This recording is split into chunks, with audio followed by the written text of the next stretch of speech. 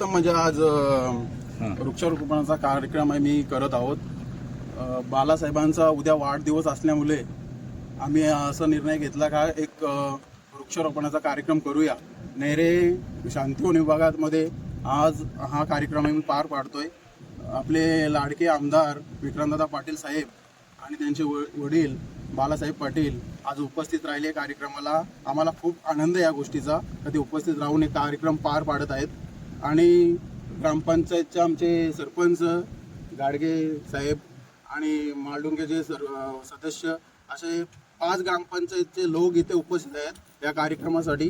खरं तर ग्लोबल वॉर्मिंगचा हा प्रश्न हा एक जागतिक समस्या बनलेला आपण बघतोय आणि त्यामुळे एकंदरीत संपूर्ण जगात आपल्या देशात जो काही पर्यावरणाचा इम्बॅलन्स झालाय, ऋतू हे मागे पुढे सरकलेत, पावसाळ्याच्या वेळेला हिवाळा, हिवाळ्याच्या वेळेला उन्हाळा, हे जे काही चक्र बिघडण्याचं काम झालेलं आहे त्याला कारणीभूत खरं तर आपला संपूर्ण हा समाज आहे. आपण मानवी जात जी आहे की ज्यांनी निसर्गावर अतिक्रमण करण्याचा प्रयत्न केला आणि त्या माध्यमातून हा सगळा समतोल बिघडण्याचा कुठेतरी आज प्रयत्न होतोय.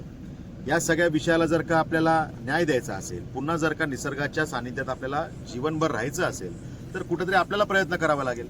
आणि म्हणून मग आमचे नेते आदरणीय बाळासाहेब पाटील यांच्या वाढदिवसाच्या निमित्तानं जी काही सामाजिक उपक्रमांची मालिका साकारली जाते त्यात प्रामुख्याने वृक्षारोपणाच्या मोठ्या कार्यक्रमांना प्राधान्य देण्यात आलेलं आहे. आज या नेरे विभागामध्ये शांतिवन विभागात आम्ही हा वृक्षारोपणाचा मोठा कार्यक्रम साकारतोय.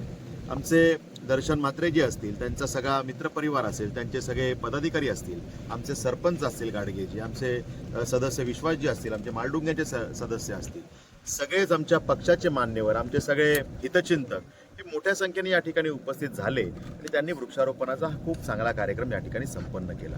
ह्यातनं खरं तर एक मेसेज असतो की आज जो काही इम्बॅलन्स आहे ग्लोबल वॉर्मिंगच्या विषयातनं आपल्याला जर का वाचायचं असेल तर आपल्याला त्यात कुठेतरी खारीचा वाटा उचलावा लागेल. त्यामुळे हा मेसेज देण्याचा प्रयत्न या सामाजिक उपक्रमाच्या माध्यमातून आम्ही करतोय. आज सगळी मंडळी या ठिकाणी आली, मी त्यांचे आभार व्यक्त करतो. आणि ज्या व्यक्तिमत्वाने खरं तर सामाजिक सेवेचा एक वारसा आपल्या सगळ्यांना दिलेला आहे, एक पायंडा आणि एक आदर्श घालून दिलेला आहे की कुरघुड्या करत राजकारण करणं हे गरजेचं नसतं. सामाजिक भाव हृदयात ठेवून सुद्धा राजकारण करता येतं, समाज कल्याणासाठी सुद्धा राजकारण करता येतं. पॉझिटिव्ह पॉलिटिक्स, सकारात्मक राजकारण सुद्धा करण्याची एक पद्धत असते. हा पायंडा आदरणीय बाळासाहेब पाटील यांनी आज नाही तर गेल्या 40 वर्षापासून आपल्याला घालून दिलेला आहे. आणि त्यामुळे अशा पद्धतीनं जर का आपण समाजकारण करत राहिलो तर आझाद शत्रू राहून सुद्धा, आपले शत्रू कमी राहून सुद्धा आपण चांगल्या दर्जाचं राजकारण करू शकतो. हा विचार त्यांनी रुजवण्याचं काम केलं. त्यामुळे आम्ही सगळेजण त्या मार्गाने काम करतोय, लोक जोडण्याचं काम करतोय, समाजाला जोडण्याचं काम करतोय.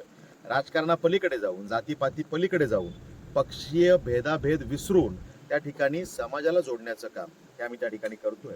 आणि वाढदिवसानिमित्त एक सप्ताह आम्ही त्या ठिकाणी साजरा करतोय आणि त्या माध्यमातून अनेक जण जुडतायत. अनेक सामाजिक कार्यक्रम, शैक्षणिक कार्यक्रम, कला, क्रीडा, सामाजिक, सांस्कृतिक, शैक्षणिक, पर्यावरण या सगळ्या विषयाचे कार्यक्रम आम्ही साकारतोय. आणि त्यामुळे